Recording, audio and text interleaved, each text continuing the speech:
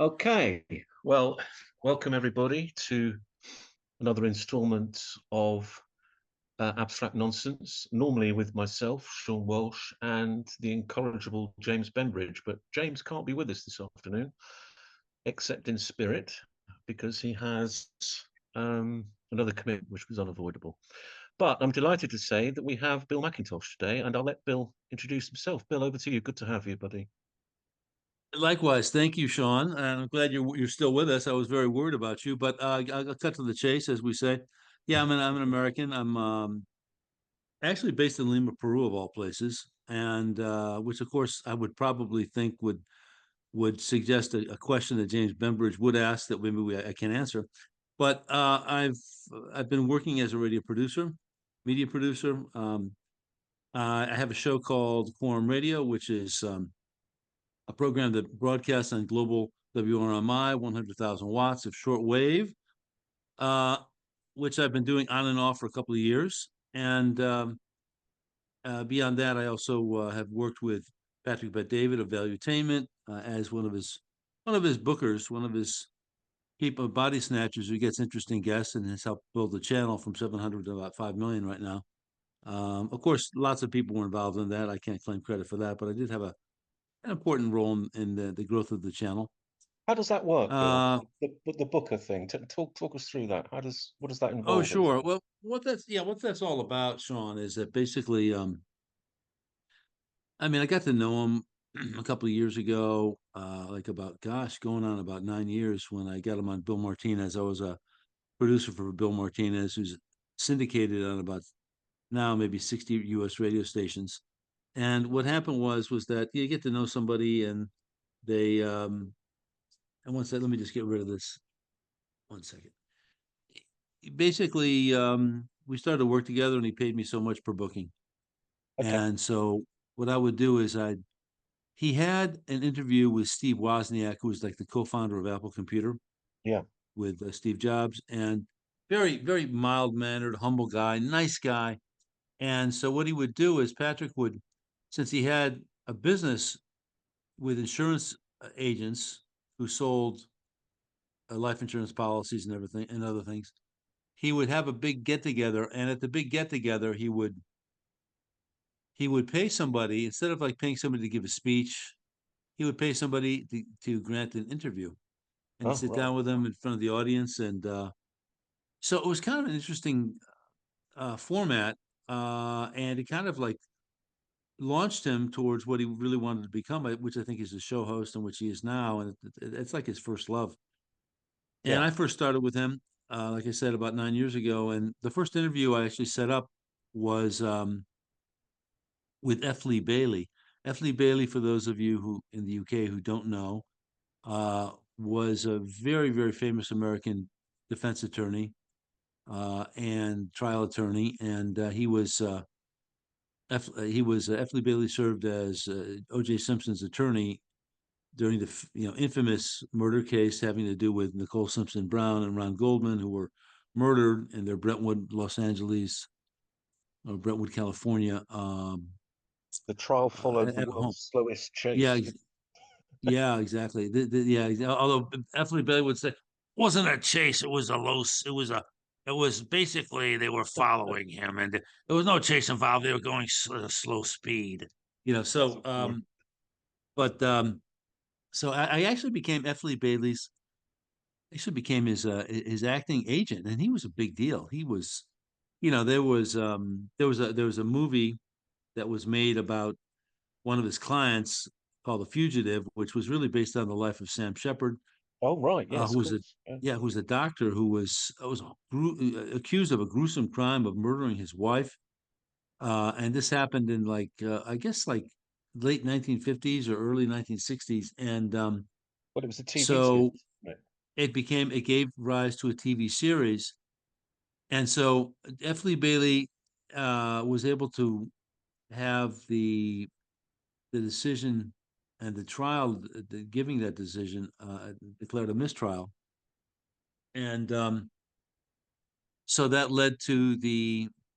I mean, this was like in the midst of America gripped with the TV series The Fugitive, which helped a lot. And of course, and then the TV series The Fugitive. I don't know if in the UK you got this or not, but We did. basically, um, Dr. Robert Jansen, I think it was his name in the TV series, um, was after the murderer of his wife, a one-armed man, and That's so right. that just created the backdrop of an innocent doctor trying to find justice and being wrongly accused. I think his And name so, was of Richard course, Kimball in the series. Richard Kimball, that was the guy. Yeah, David Jansen was the actor, Yeah, and Richard Kimball that's right. was the thank you was the character. And so, the Supreme Court, I mean, with that as a backdrop, they just, declared it to be the trial was, I think, redone, and they basically just exonerated him at the Supreme Court level, and so that You know, really made him famous. sorry to cut you. Can because a mistrial is quite significant, isn't it? We don't really have them here very often, I don't think. But a Yeah, mistrial it's over there is basic. that's kind of a win for the defence, is it? Or Okay, yes, definitely can be a win for the defense. Assuming I think what happens after it. I mean, I'm not a jurist, but it's they have a retrial, and of course, new evidence is admitted that might have been discussed during the leading up to the mistrial declaration. But Anthony Bailey said something interesting. I'll cut to back to Dave in a second. A very brilliant man and very, very good interview. The guy could do a bulletproof interview hanging upside down in Trafalgar Square, being shot with blow darts. I mean, it was amazing. And he said once that, um, the Supreme Court is not final because it's infallible. It's infallible because it's final. And so that's the highest court. And then, once you have a decision there, then, forget about it. That's it. Move on. So that was a huge case that made him famous. He later became even more famous because of Patty Hearst, the My Lai massacre trial with Captain Ernest Medina, and which he was very proud of because he got Captain Ernest that's some Medina. career, isn't it? Yeah, amazing. He was declared to be innocent, and he got his life back on track after that. And so he was very proud of that because a lot of people they get exonerated and their life is destroyed. Sam Shepard is one such man because after it was declared a mistrial, he went into professional wrestling for a while, and I just think his life ended much different from the way it began, or at least his career began as somebody a prominent doctor in the community.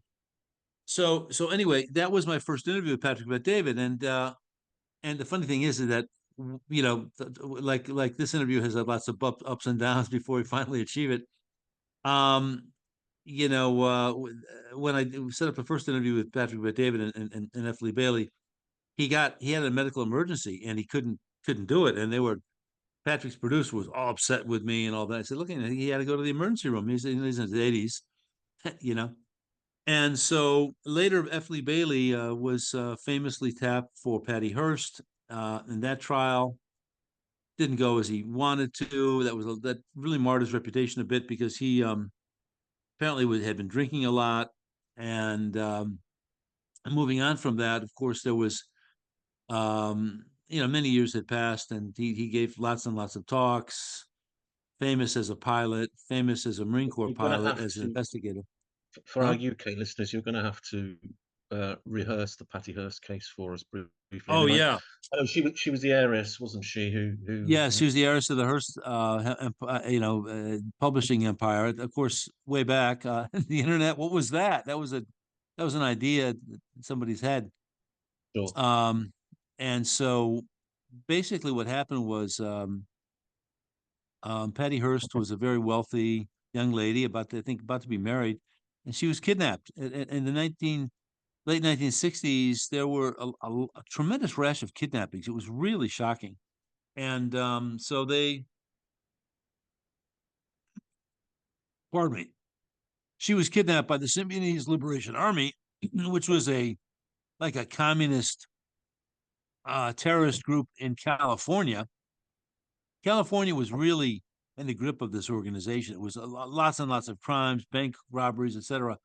So she was kidnapped, and she went through the famous Stockholm syndrome of all of a sudden becoming identified with her captors, You would have thought otherwise, but so she adopted the name Tanya, and she was implicated in a bank robbery, and so finally Yeah, she she was was quote recognised from liberate. a photograph, wasn't she? As I remember. Yeah, I think so, and so she basically was liberated in quotes.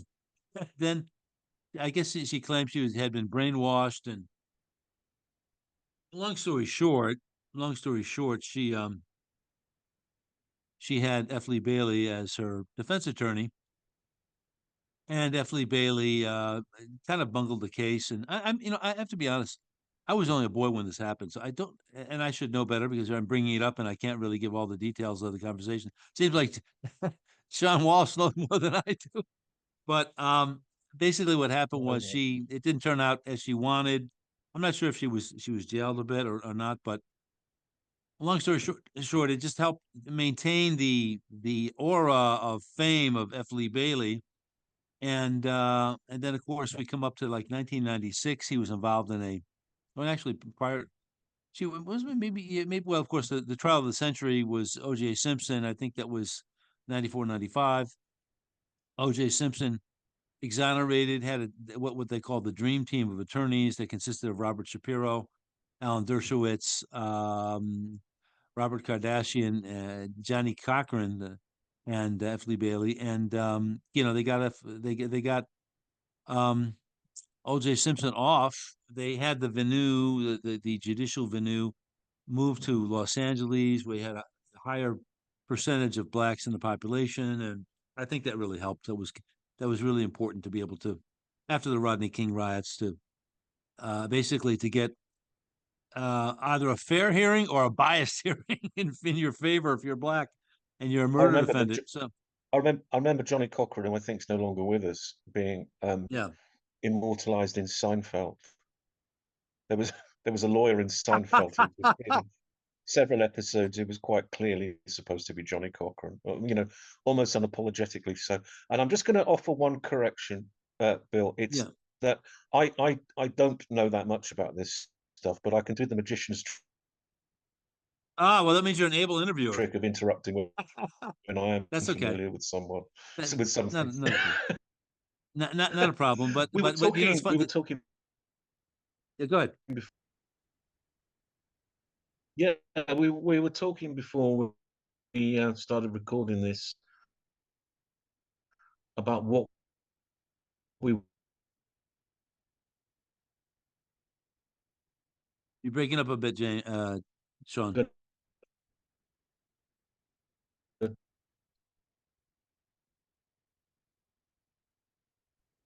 Bill, can you hear me? Sean, yeah, I hear you now. We're Yeah, fine. Okay, go you ahead. can hear me now. Proceed. Okay. Yes, sir. Yeah, we'll get James to edit that bit out.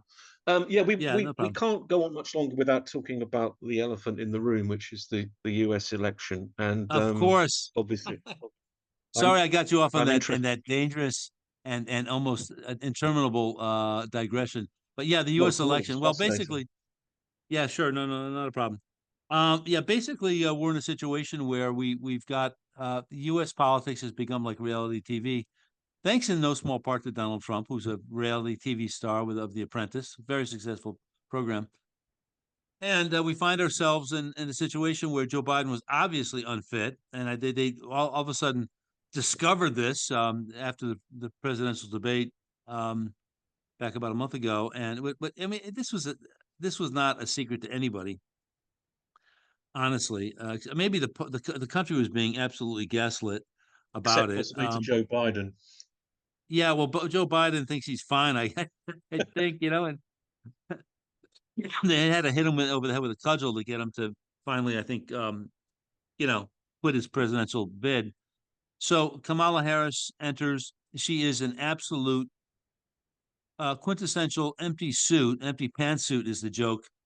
But one thing that has to be said about her, even though she's a giddy, empty-headed underachiever, who some say slept her way to the top and because of her relationship with Willie Brown, the mayor of San Francisco, but she was, I was told, maybe this is just an incorrect background tidbit, but supposedly she was the debate coach or the debate captain of her Howard University debate team. And Oh, I will say this, yeah, apparently she stays on message. I have to give her credit. They put a couple of speeches side by side. They were identical. I think yeah. she's like smart enough to realize that she's too stupid to improvise, and so she it follows the script, the teleprompter, carefully, a little bit like Obama. Would use a teleprompter to talk about to deal with a story an event involving a 6-year-old, visiting the White House and hitting the teleprompter. But Kamala apparently can stick the message, and something that Donald Trump needs to reflect upon because he gets a little bit off message. And I, supposedly Kellyanne can't. Yeah, go ahead. I hear this as a criticism of Trump, and it's since his lead poll slipped, although I understand that's been corrected somewhat in the last week, ironically. Um, I wonder how much of an issue that is. I mean, a lot of people watching him going off message find it quite endearing. And Oh, sure.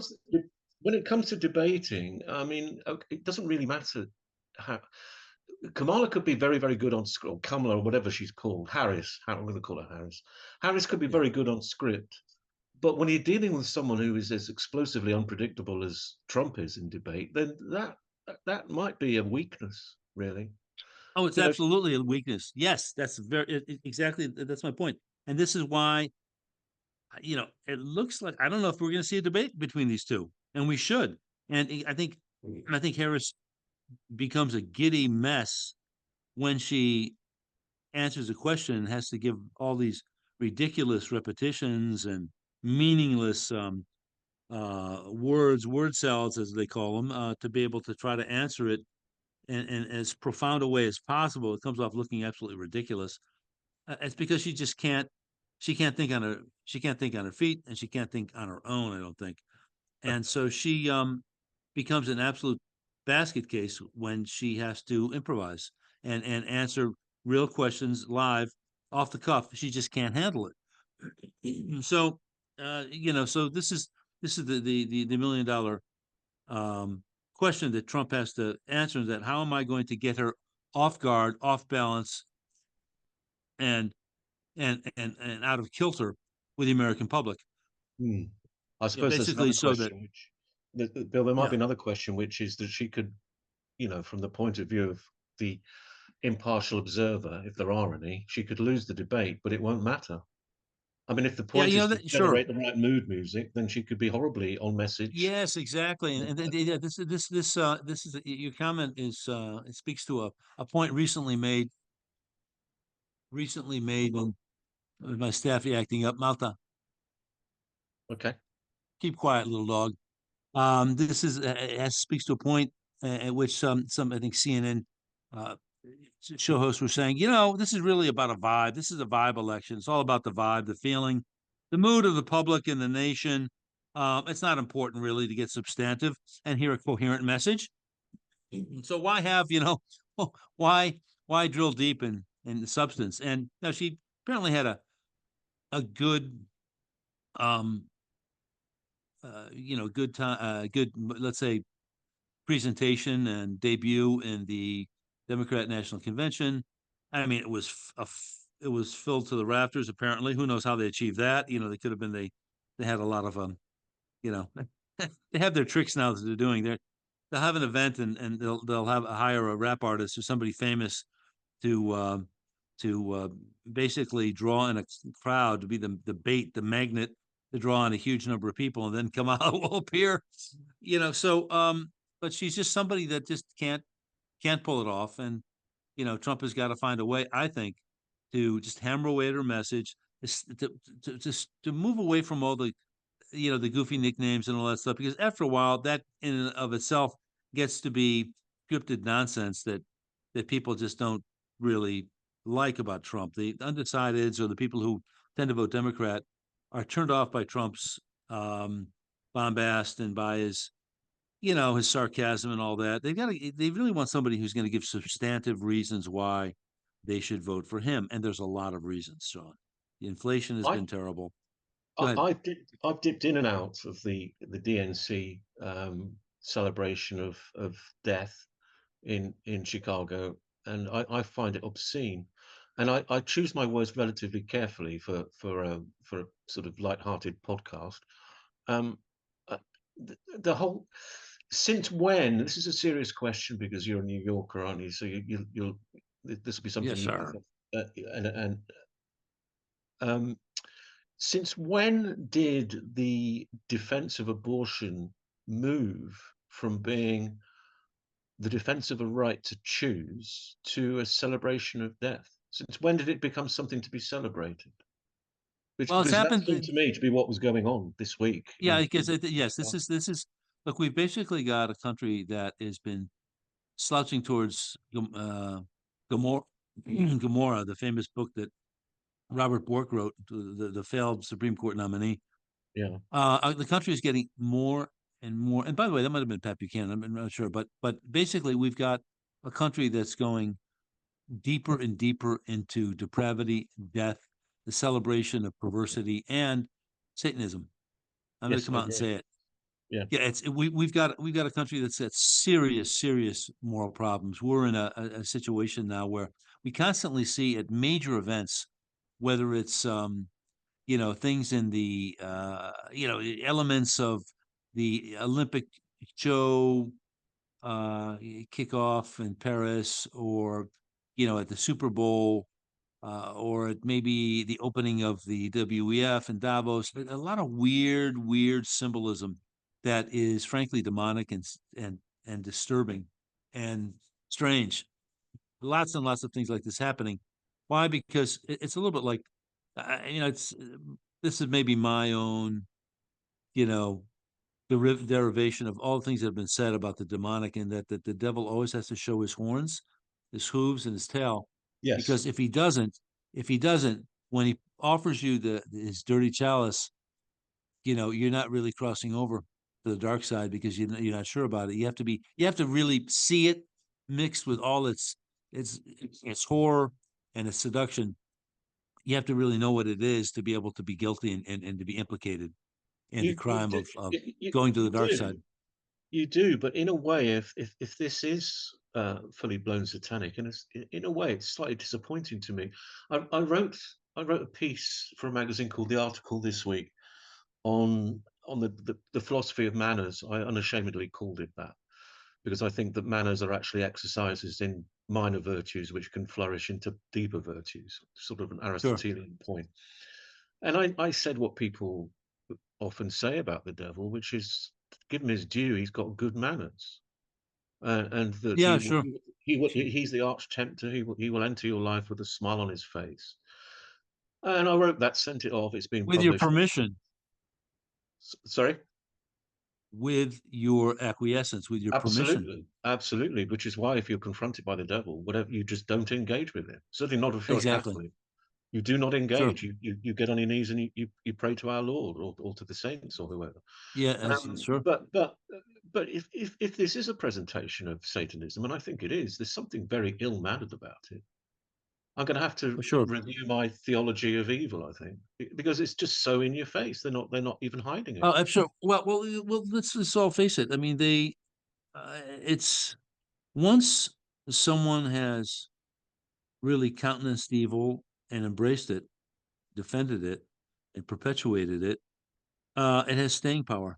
And they talk about how that it's becoming difficult for exorcists to be able to exercise someone because of the fact that there's so much evil being practiced, and so much occultic activity that Yeah.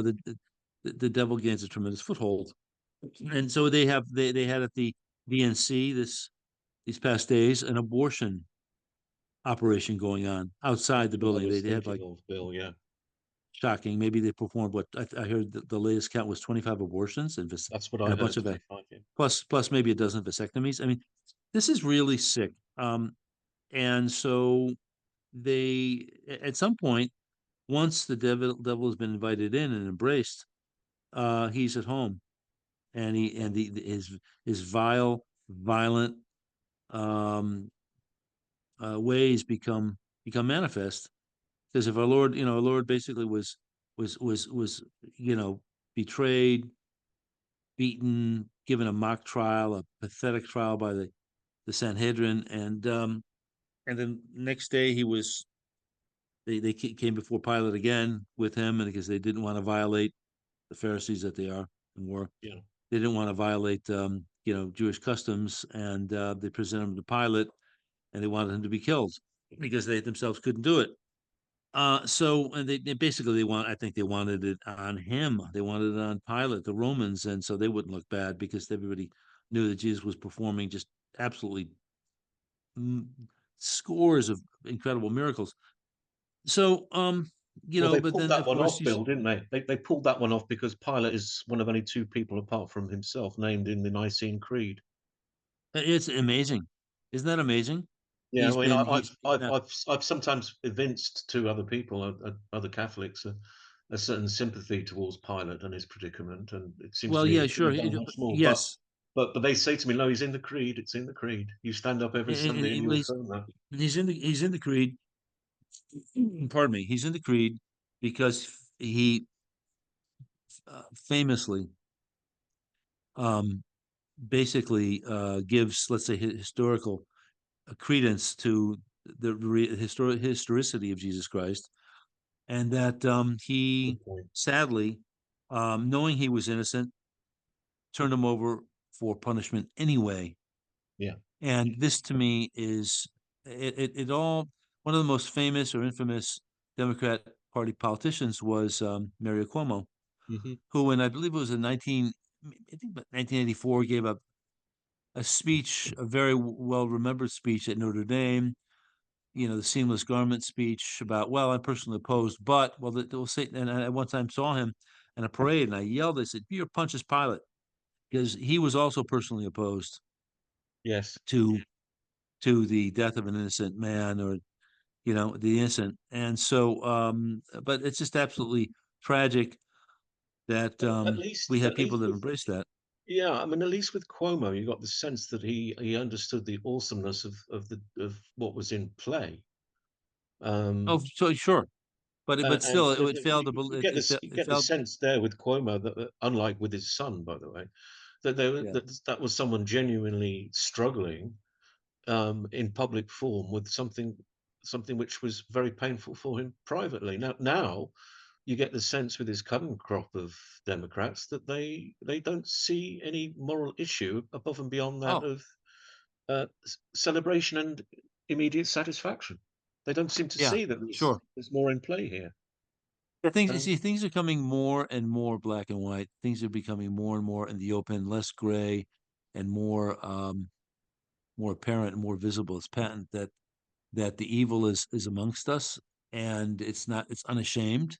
And so you'll see Satanists proclaiming that abortion is basically something that's an important ritual for them. Imagine that well, that they've needs to used be it. They've defended. used the abortion issue to adulterate the teachings of the Catholic Catechism. I mean, how Well, anyone with a yeah. straight face can say that Biden is a good Catholic is Oh, it's just absolutely. Yeah, beyond absolute me. rubbish. Absolutely rubbish. Yeah. The fact of the matter is that they've been. You see, when you don't proclaim the truth, okay, you create a vacuum. Nature Sure. can't stand a vacuum, and so others will step in and proclaim things. True, Yeah. otherwise, true or otherwise, they will proclaim things. And when good men do nothing, evil flourishes, and that's what's happened. Evil has Let, let me flourished. So let me let me put it in a different way, Bill, and then perhaps we can go and talk about the polls and what you think is going to happen. But sure, for a Catholic, for example, the right to choose argument is not available to you because you don't have the right to choose what to do with your own life if you're a practicing Catholic. Your life doesn't belong to you; it belongs to God. Now, absolutely. it may well be the case that you could construct a, a valid argument based on secularist principles for abortion, but I don't actually think that the argument, even if valid, is going to be sound because there's a difference between a sound argument and a valid one. Because I don't think you can have a plausibly secular morality about anything personally, certainly not about life and death. And I find the obnoxiousness of it to be, I mean, we're bordering on heresy here. Um, Oh well, and sure. Well, just but to give a bit, sure. to give a bit of counterbalance to that, I mean, I don't know if you're familiar with an American philosopher called Ed Feser. No, Writes. totally not. No, tell me more. Well, he used to be an atheist, but he made the journey to faith. He's from a Catholic background, extremely brilliant philosopher of religion and philosopher of mind and philosopher of metaphysics, Right. and fairly conservative in his views, small c. Um, but he's despairing of the Trump platform when it comes to this as well, and Oh, he's saying sure, it's not sure. simply a matter. It's not simply a matter of handing it over for the individual states to decide. That a practicing Catholic, and obviously Trump isn't, but Fazer says he can't. Or he's, uh, he can't, in all good conscience, 100% endorse the Trump candidacy. I hope I'm not misrepresenting Fazer Yeah, here. yeah, Um, sure. but for that reason, you can fall back on the principles of donatism, and you don't want your preachers necessarily to be morally pure. You could apply that to politicians and say, well, okay, but Trump's better than the alternative, for example. But when you're dealing with something that's kind of as existential and as morally uh, in the right way vibrant as this issue is, as alive as this issue is, it's not clear to me that Fazer's wrong and his detractors are correct. But let's move away from theology, shall we? And Sure. what do you think is going to happen? We're speaking Well, now in anticipation that Robert Kennedy Jr. is going to say something important today. yes, yeah, and that's see, this is the big question right now. Will he make an appearance at a soon to be held Trump rally or not? There's some talk about uh I look on my go-to website now is not Drudge anymore. It's Liberty Daily. And on Liberty Daily, they had they mentioned something which kind of suggests that maybe it's going to be somebody else who's going to be the big elephant in the room that's going to enter the stage, and it's not going to be RFK. And it basically was that let me just go down here. Sorry that I'm not so don't have this in such a let me see here. Hey, that's no Trump Kemp problem. feud ends. Yeah. This is Georgia Governor Brian Kemp supposedly is going to be reconciled with Donald Trump, and so I mean, okay, that's nice, but I'm wondering if this is the big surprise that Trump alluded to. I don't know. Maybe that's absolutely irrelevant. But Robert F. Kennedy is a Kennedy. He's estranged from the family. It probably is very painful for him that he's estranged, and whether that's reversible or not, is hard to say. But I think deep down he really, really wants to be embraced again by his family that's rejected him. But if they've been as emphatic and categorical about denying that uh, as John F. Kennedy's grandson, Jack Schlossberg, just dissing him so badly, just really like, I mean, it was very sad to see that. But the thing is that he may in fact go over to the Trump side. There's a lot of things about Trump that he likes, a lot of things about the Democrats he detests, and because they've become the party of, in many ways, the party of evil, and very different from the party of his father and the party of his uncle. So if it does happen, I'm not sure if I'll give a prediction. I think it's going to be very tight. I think we're going to see voter fraud as we did in 2020, and people can say, "Oh well, there was no proof of that." Oh, get out of here!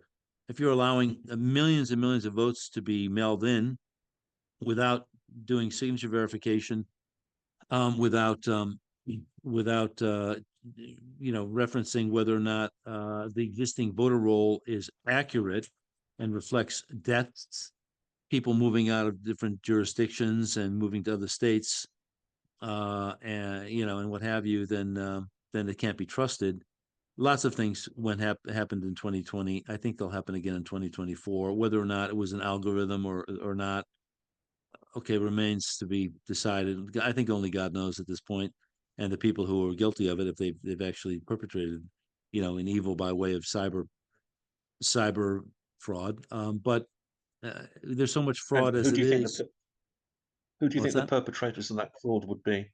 Well, if it actually has happened, it could be people. It could involve communist China. I don't know if it involved Russia. Could involve Russia. I'm not quite sure if Putin really. I think he really deep down says we can get what we want with a buffoon like Kamala, but we might end up going into World War III. China likes the idea of Kamala because they can take Taiwan, and she'll be clueless about what needs to be Sure. done.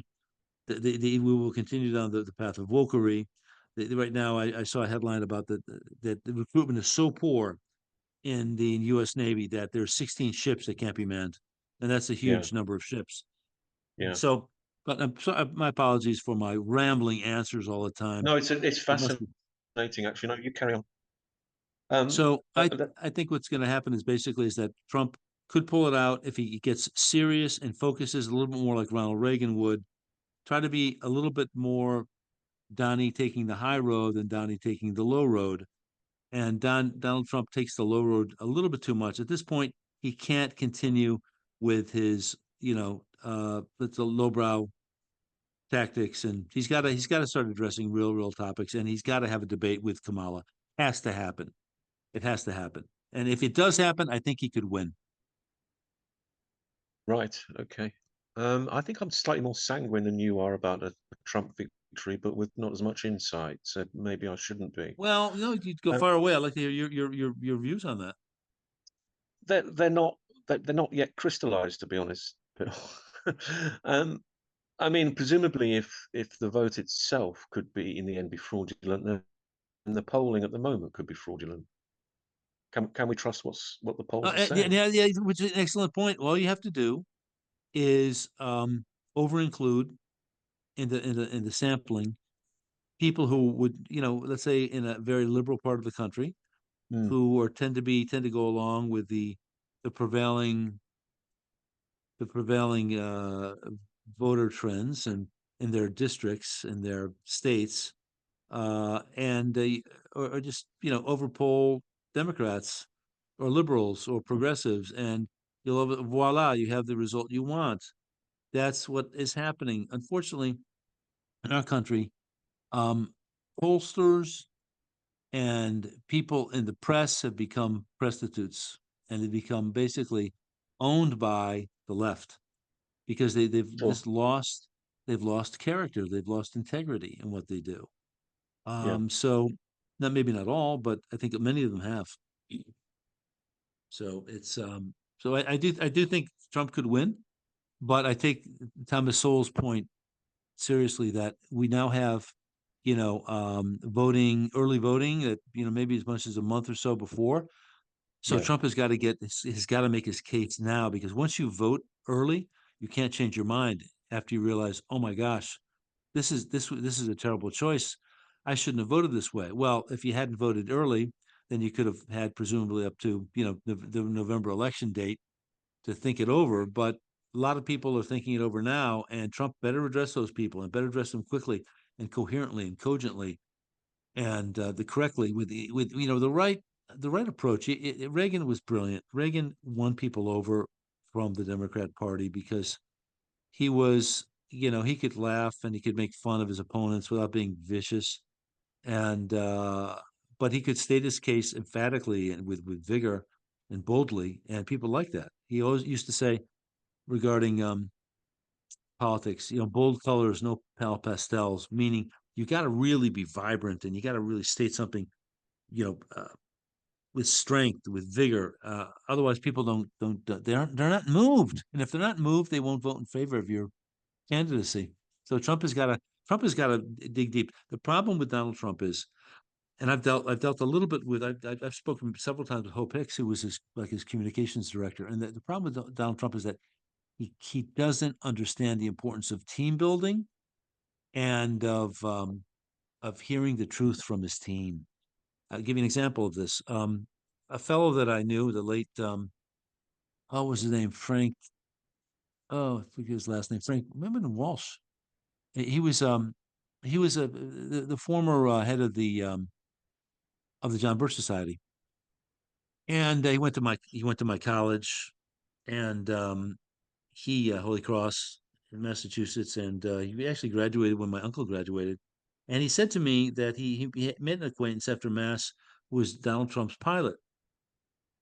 And so he said, it was great talking with him, meeting him, making the acquaintance. Then following Mass, he met him again or sometime thereafter. And he said, how's it going with Trump? And he goes, well, I don't know. He fired me. He said, what?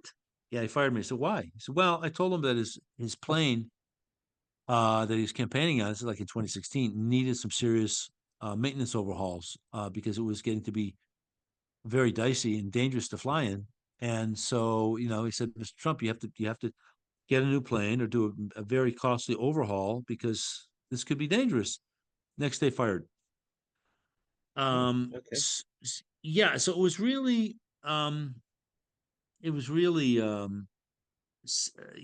I think sad because in a campaign, in the inner sanctum, the war room of a campaign, or in the headquarters of a battle, the generals get together and the colonels and all, and they have to hear the bad news as well as the good. The bad news is extremely important to engage with. If you don't engage with the bad news and do something about it, then you're headed towards catastrophe. And Donald Trump, unfortunately, has this difficulty with dealing with the grim news. And you don't punish the messenger bringing bad news. You listen to him or her, and you say, "Well, folks, I mean, have you heard the same thing?" Well, actually, yes, Mr. Trump, we have heard the same thing. That's the conversation you want to hear in the war room of a campaign, I would Yeah, think. And if you don't, yeah, then he could be headed towards disaster, based on his own hubris.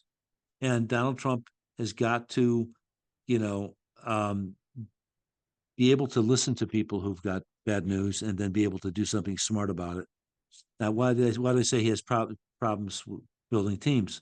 Well, look, he had all these enemies in the White House, tremendous enemies in the White House. He had an ally who wrote a book about it, Mark McCormick, who is someone who basically said, "Look, I was a Trump supporter in the transcription department, and I was in favor of Donald Trump, and they found out about it, and they basically had me fired in the White House during Trump's presidency. How come Donald Trump didn't know about this guy? How come he got away with that? And not he got away, but his detractors got away with it because there were a lot of Biden supporters or a lot of Obama supporters in the White House at the time. And a friend of mine who was involved with the Massachusetts Trump for president campaign in 2016, when they finished up, obviously that's a very Democrat state. It's not going to vote Trump, but when the campaign finished up, they basically gave him his last check, and that was it. Instead of saying, "Well, give us your resume. If we win this thing, we want you to be able to be considered for maybe a position with the administration." That did not happen. And I think it's just very telling because then he ended up getting all these people who were rhinos or enemies, and basically were knifing him in the guts. And I think yeah. it's his own fault. You have to Well, maybe reward maybe he's people learned who are from your that. supporters. Sure, I'm sorry. maybe he's learned from that. I hope. But yeah, it is hope because there's not much evidence of it at the moment, is there? I mean, No. my view about the polls and the outcome is that I've got a suspicion that the polls are probably there to set a certain context. That context being that the Harris victory is at least plausible, and that it's then that the fix comes in at the election itself. Sure. Yeah, and The, that could the exactly be polls it because serve they as have to. evidence that there was no fix. Exactly. So I Yes, and think that's why. Yes. it's probably if you're going to corrupt the process, you need to corrupt it at the level of polling as well as the level of voting. Right. So that's why they You have to make it kind of plausible. interest me. You have to Yeah, make it plausible. yeah, you have to. And so You have to make it's you have to embed the corruption early. yeah, exactly. And this Um, it's unfortunately happens. I think it's totally true. yeah, And yeah, I think they're doing it. And you don't have uh unfortunately an abundance of honesty among people in the media. They're not able to filter through it all, or they don't want to, or they know that the results can be catastrophic for their careers if they question things. And when they do that, they soon find themselves without out of a job. So I mean, the Democrats, listen, they're brilliant at building coalitions and building machinery. Okay, they're they're the ones who were really great at seeing that, oh, you have a job, you're out of a job, oh, we'll take care of you. You go to the Democrat Yeah, sure.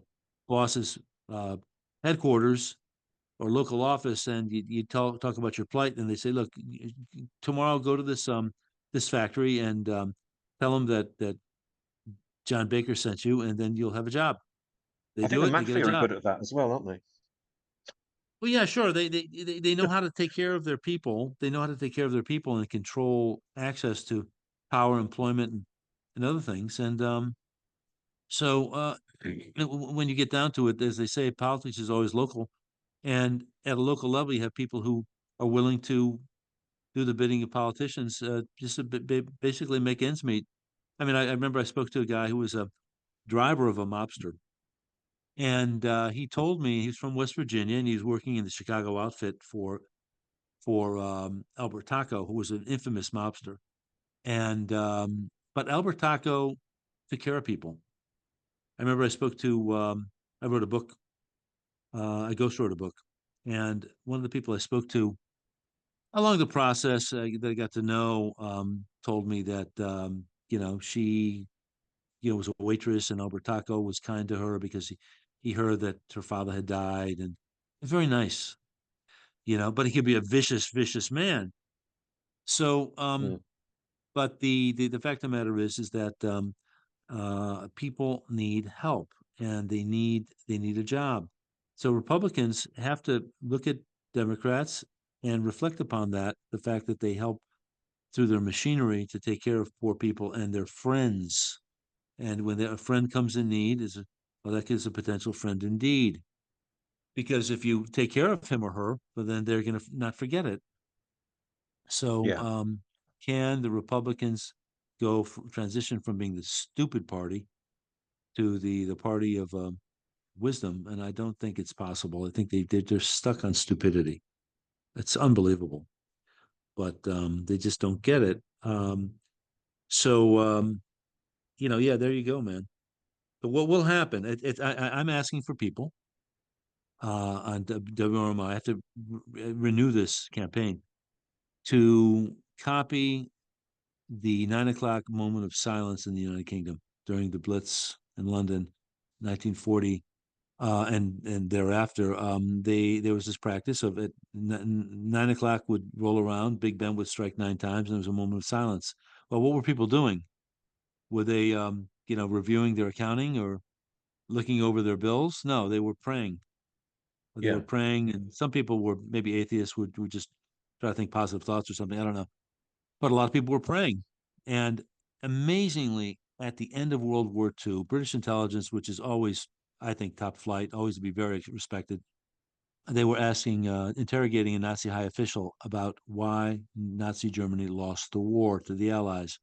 And the surprising answer he got was, you had this practice at 9 p.m. It had to do with the ringing of Big Ben. And we found that it caused us many, many problems for which we had no countermeasure. This is like in the footnotes of history, one of the biggest gold nuggets I've ever seen.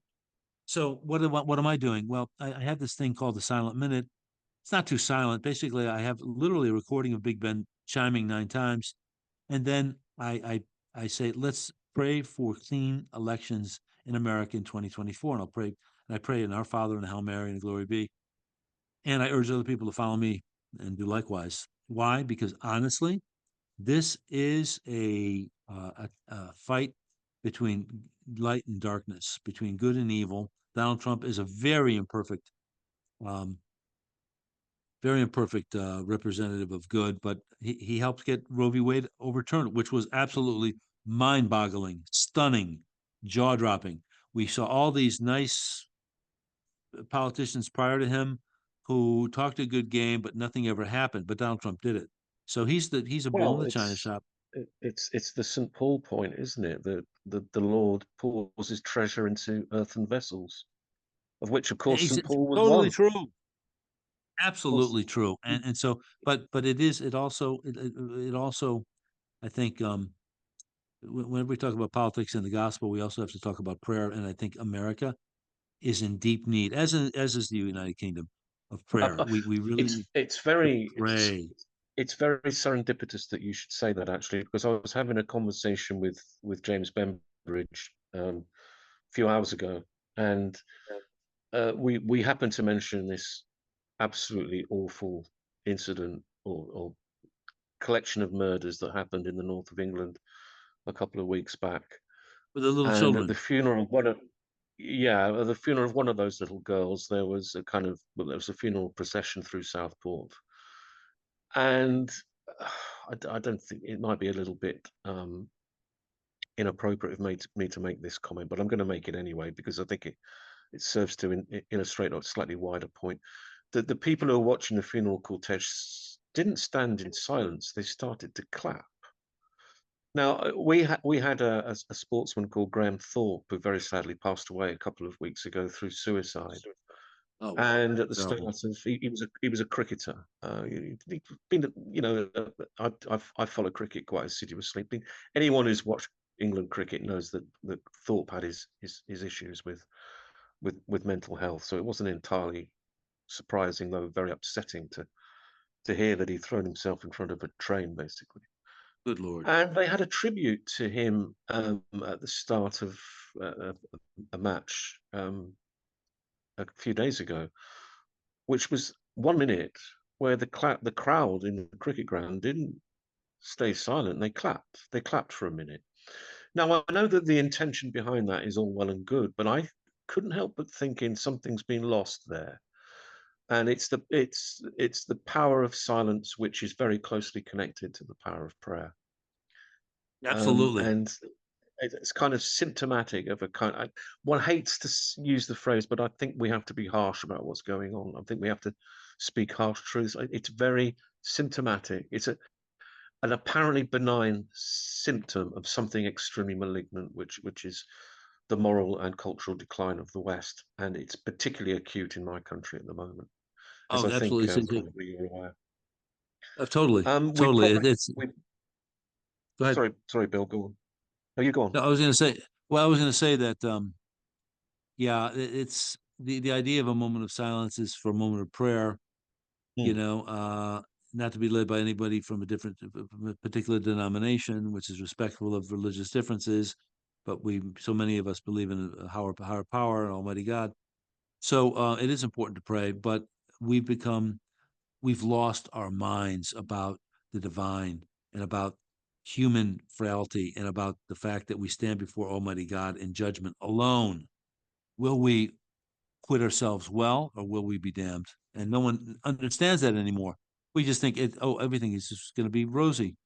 Everything will turn up nicely. No, it won't.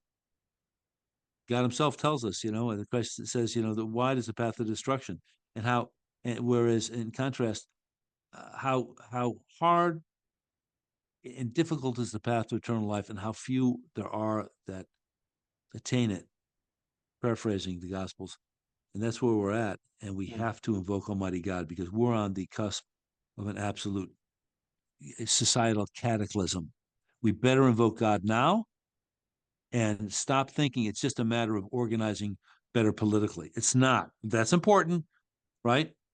But we have to invoke Almighty God because we are in dire straits right now. Your Well, country amen to that. is as well as mine. And yours is just like the canary in the coal mine. It's what's coming our way too.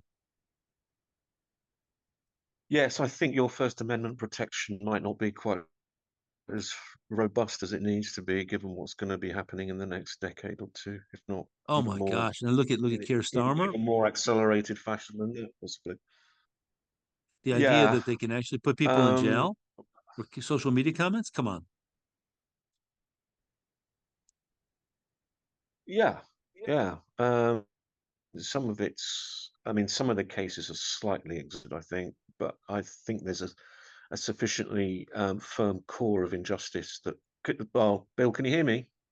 Yeah, I'm fine. I'm fine. I have to Can sometimes you be hear me, Bill? silent. Yes, I can Okay. hear you. Can you hear me? Yeah. Okay. I talk too much, Sean. Yeah, I can. Yes, just my computer was telling me that either I was unstable or the internet connection was unstable, possibly both, I suppose. No, I think I think now. I mean, I use Twitter too much, but I don't really very often give a shit what people think of me.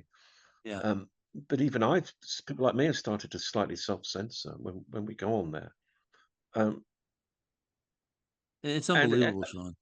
well, the Home Office here put out a tweet a few days ago, which was it was pictures of people who've been arrested for what we call public order offences here. This specific public order legislation, which is not supposed to be meant punitively, by the way. It's supposed to prevent public disorder, but it's been turned into something far more malignant than that in recent weeks. But it was a picture of people who'd been arrested, not charged, let alone convicted, just arrested. And the Home Office tweet, which bore the imprimatur of the Home Office, there's no doubting its provenance, there's no doubting where it came from, Yeah, said these criminals, referred to them as criminals, not alleged criminals, not arrestees, not detained persons, as criminals. yeah. So basically, in one tweet, they've dissolved the pretense that there's a separation of powers in this country. And there's actually a The judicial presumption of innocence, process to ascertain yeah, guilt or innocence. the presumption of innocence set to one side, and therefore the possibility of fair trial by a government department in charge of Yeah, law and order. appalling, appalling. And with these people It's being arrested, Sean, let me ask you a question. Were they protesters? Were there people who are against mass immigration? What was their, their alleged offense? well on grounds of consistency. I have to say that I don't know. I mean, if you're asking me the given grounds for arrest, I think it was to do with um, violent disorder, possibly, Yeah. but that can mean anything. That can mean there's one guy who went to prison for barking at a police dog in an aggressive manner. Barking at police dog? What does that mean? He got Translation, yeah, he please. committed some. Well, no, it doesn't require a translation. I mean, I'm sure that wasn't the charge that was read out in court, but that was the action that led him to being charged with whatever it was he was charged with. I mean, He essentially, barked at a police dog? he got down aggressively onto all fours to eye level with the police dog and started barking at it. Now, I'd have thought that was quite polite. I mean, if you're going to bark at a police dog, you're going to go down on all fours and meet their level, aren't you? Get But on his level at least, and get. yeah, exactly, exactly. You got to really, I mean, relate to him authentically. That's what I tweeted, but I think people Yeah, thought I man. was being serious. Maybe I was. I don't know. Yeah. Uh, uh, but this government. I mean, you've got to remember our prime minister used to be a prosecutor. He was head of the Department for Public Prosecutions in this country, and he has Um, the mindset of a kind of drab factotum lawyer with no imagination. He's not someone who's overly blessed with a sense of humor or overly incommoded by seeing oh the my lighter side gosh. of things. Can I put it like that? Yeah, sure. So, Well, that's yeah. he is unable. I think the Labour government is unable to acknowledge a connection which they must have made, which is that immigration is at the very least a catalyst for what's going on here. Because people have been lied to time and time again in this Totally, country. They totally. They haven't they voted for simply don't. this. But Yeah, the they simply government's don't treating them. understand. Go ahead. No, if you have, this is not to endorse violence because violence is morally repugnant to me, and I think you would have to be talking about levels of tyranny we've not yet attained or not yet been subjected to justify it. So you see, there you go, Bill. I find myself having to issue that caveat before I go on to say what I want to say, Yeah. which is that what's happened in this country, and by su successive and allegedly different political parties in government, has been that people's choices about immigration have just been ignored. Promises have been made and then set aside. Oh, Now, they don't if you care. They're not accountable anymore. It's no, getting to be it's a exactly, farce. The ex- ex- democratic process is exactly, and it's high okay for people farce. like you and me. It's okay for people like you and me, and who have a little bit of a platform and can write stuff.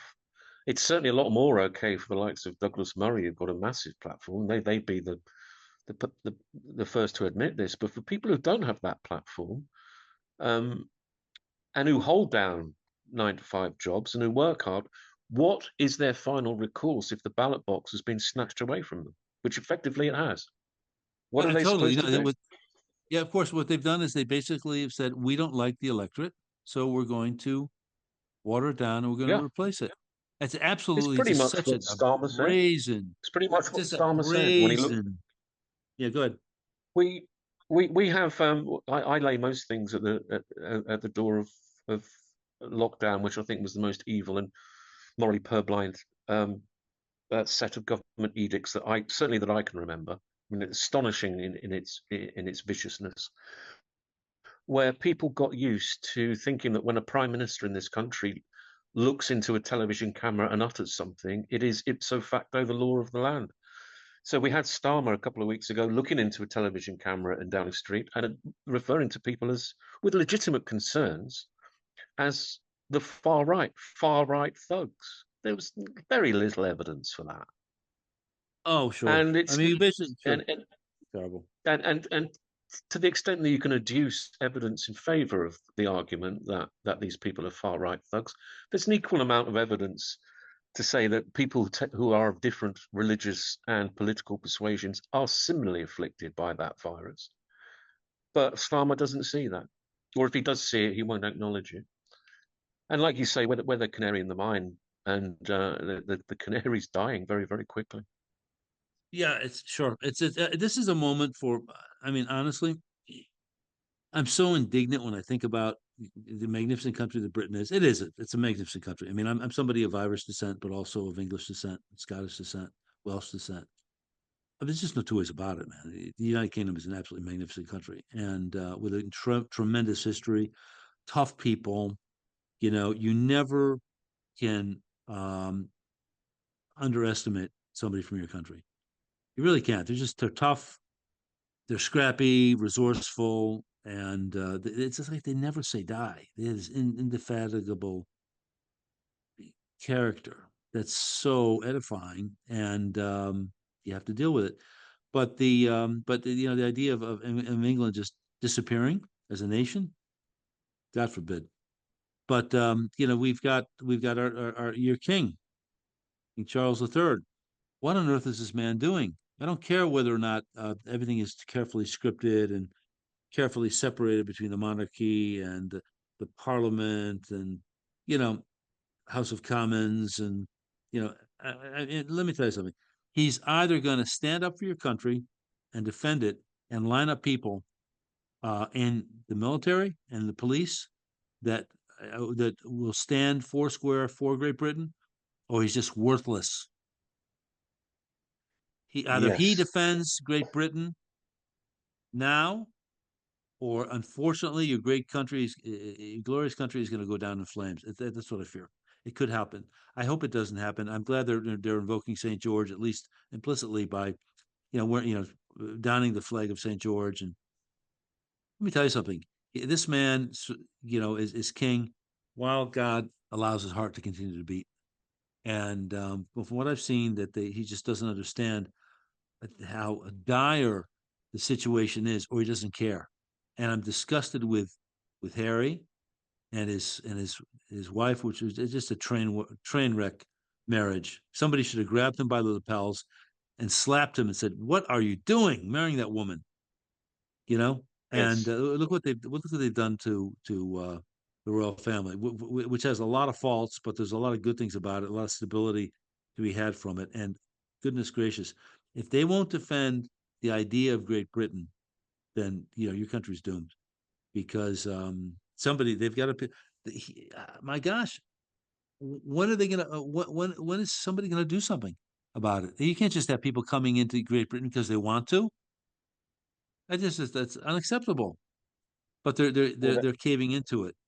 yeah, they are, and with severe consequences for people in terms of their healthcare, school places, and accommodation now. So, well, we have what they call social housing, which is basically used to be council housing, but it's for people who can't really afford private rents, and it's becoming increasingly clear that that illegal immigrants are going to be given preferential treatment when it comes to Yeah, allocation of that that's resource. absolutely It's outrageous. not even Absolutely really being outrageous. denied.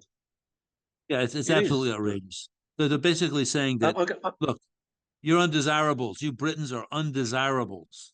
That unacceptable. this is just an iteration of the normal leftist tactic, which is to destroy all bonds of loyalty which aren't directed towards government and state. So you go after family, you go after feelings of patriotism, and very, very minor things like the war on pubs, which is obviously going on. Pubs are places in England and the UK in Sure. general where people gather to harmlessly dissent from the prevailing orthodoxy and to talk bollocks. And they are a useful social lubricant for that reason. And people say stuff that the government doesn't want them to say. So obviously pubs are on the way out. So, Um, but I think, by the way, about that, I've heard about that. And there's a fellow from Reform UK that was on TNT about a year ago that I had on. We were discussing that very issue, oh, and really? I'm, yeah, Which, I was which one was wondering. it? Can you remember? It was it was Gavin. Was it Gavin Towler? Trowler? He's one of the. He's a fellow that is normally like in a communications capacity, coordinating Okay, interviews. I think it's right. Gavin something. Yeah. So in fact, let me just look and see. I could probably get his name from it's from WhatsApp. Hold on one second here. And so what he basically was saying was that yeah, this is a place where Tories um uh and people from labor can talk and slug it out and have a Yeah, beer and be friends. yeah. And so it's we're seeing everything go down. Gawain Towler is his name. Gawain Yes, I Towler. know who you mean. Yeah, I know who you Yeah, mean. and so he talked about it's a place where people can get together and they can all form their opinions and voice their opinions and they can basically solve the problems of the world or society or the nation, over a couple of years and go home and they feel like they've kind of relieved their anxiety and their need to basically speak at basically shout at the moon, when things aren't Well, going the way they should. it was no accident, Bill, that the pubs were the first thing the government went after when they brought the lockdowns in. Did they really? So they basically said you They can no were longer go to a pub. they were the first things to So they close the pubs. probably caused a tremendous economic crisis for them, Yeah, right? yeah. So are they Um, going after them in other ways too, or was that just um, the main cause? well, I think I do I think that there's some active policy in place. I'm not sure that there is. I'm not sure that there needs to be. A lot of it is kind of knock on effect from lockdown, which let's face it was only initiated 4 and a bit years ago, which isn't long. Um, Yeah, there are furlough effects. I mean, they were paying people to stay at home, so they were basically bribing people out of the habit of work and therefore the habit of going to the pub after work. People started drinking at home and developed that habit as well, which is not really healthy. I mean, oh I no, they don't drink became anymore. addicted. People became addicted like never before to different forms of Yeah, drugs. or had were taking alcohol without the social interactions which kind of would ameliorate and moderate its effects, I suppose. Yeah, sure. Um, And yeah, no social, no interchange back and but forth with others. so I guess what I'm trying to say is they don't really have to actively have a policy of going after and closing pubs because that's kind of taking care of itself because of the mind capture that was initiated 4 years ago. Well, you have And something else. Go ahead. pubs are crucibles of dissent, and this government hates dissent. We're going to have to wrap up in a minute, but Sure. what I propose to do, Bill, is I'll just say one more thing, then I'll hand over to you because obviously as the guest, you get the final word and you take as long as you want to say what you've got to say. And the thing I was going to say specifically in relation to my own country is that, and this is going to sound like a glib point, but really it's not. We've talked about prayer and silence. The other thing that this government will go after is humor and laughter. They do not like it. They Amazing. do not like being satirized. They do not like being laughed at. And that is very, if you look at it historically and philosophically, that's very much the mark of the tyrant. That when people look at them and laugh at them, that's kind of something they really need to control. And they're going after that as well. So the policing of humour has been going on in this country for a few years now, and I expect that to be accelerated. And comedy, laughter, is no laughing matter. It's extremely serious. So that's Oh my my my gosh. final point. So over to you to wrap up with whatever you want to say, Bill. It's been a pleasure to Yeah, have well, you on. sure, sure. Yeah, probably because we mentioned the possibility of James Bembridge making a question and then me answering it. So I'll come up with a question that he probably would have asked, which is, how the hell did I end up in Peru? Currently, by the way, the only Peru that's nearby me is in the state of Nebraska. There's a little town called Peru, Nebraska.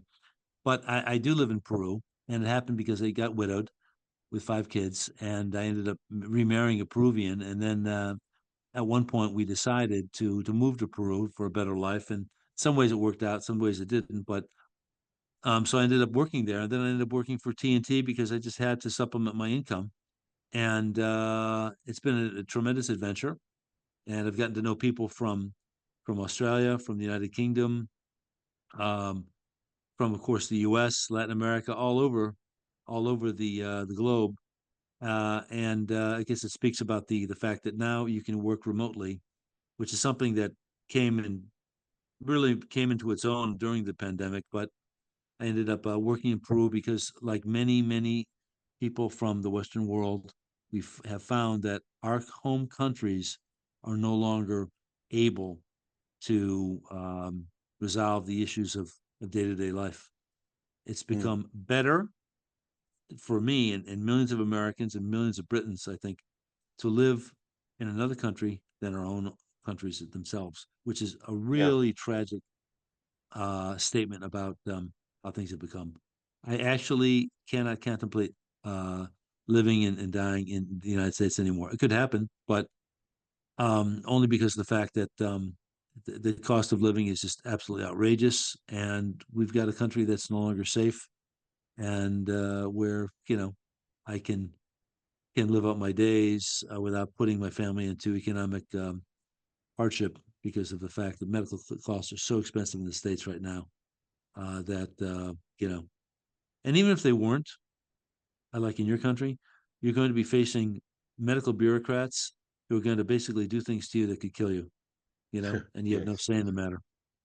Yeah. So there you go. Not much too much more to add, except that I hope that your podcast does well. It was called at one point Dead Air. Is that still the case, or is it now? Does it have a different name? It was called Dead Air. I don't know why we decided to. I think we sort of decided to do a reset after I came out of hospital. Um, Which is a story in itself. I mean, I have to interview you about that. Your cure. It was absolutely stunning because, frankly, and I don't think I was the only one. I thought that you had died. yeah, it was I very really. close. The the Wow. the the ITU team, the intensive care team, took a vote on it at one point, and it came out 5-4 in my favour in the sense that if it had gone the other way, they'd have unplugged me. But Wow. So did it's one of those things. Like, I mean, I was street homeless for 2 years, a few years wow. back, and it's one of those things that, in retrospect, were wonderful, but you never want to go through again. Oh They my are gosh. totemic in Yeah, your you life. sure. You'll look back on it with a certain amount of affection because of the what you gleaned from it, the wisdom, the insights you gained from it. But it was horrible living through. So just one Mm. question: did you have a great white light experience or near death experience? Do you think? I had things going on when I was in a coma that were neither.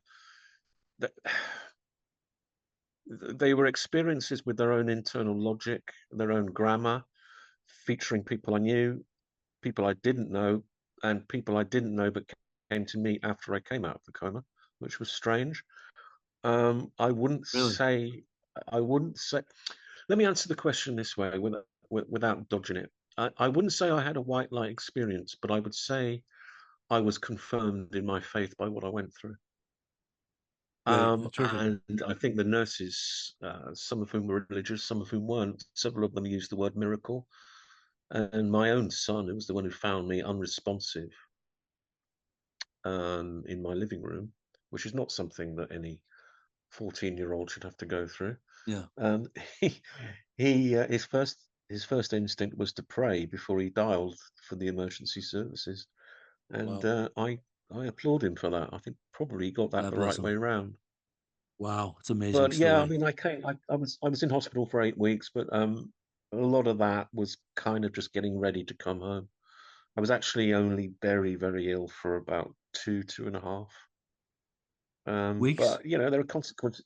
2.5. But I mean, I was in intensive care for about 5 or 6 days, and the coma was about that long.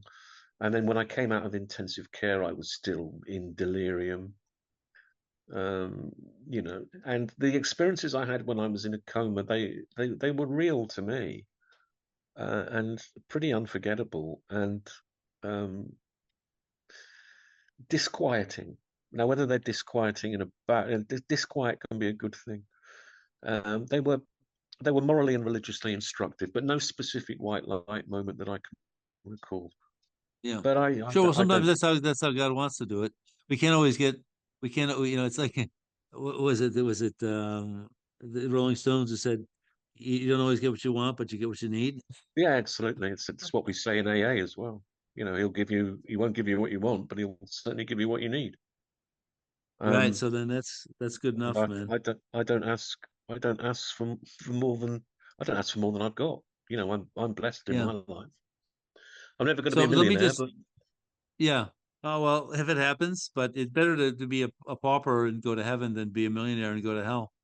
I don't want to be a So pauper either. yeah, I've been I've be been on great. the You're right. It'd streets. be I don't great to want that be. again.